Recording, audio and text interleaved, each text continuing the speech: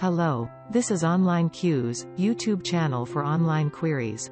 In this video, I will be showing you how to get the newest update on Instagram every time.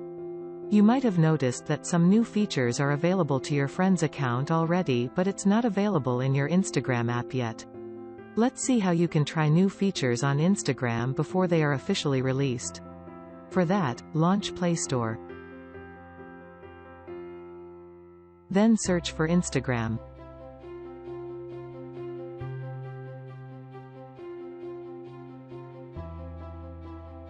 Tap on the app, and if you scroll down, you can see Join the Beta option. Go ahead and tap on Join. This might take few minutes to complete.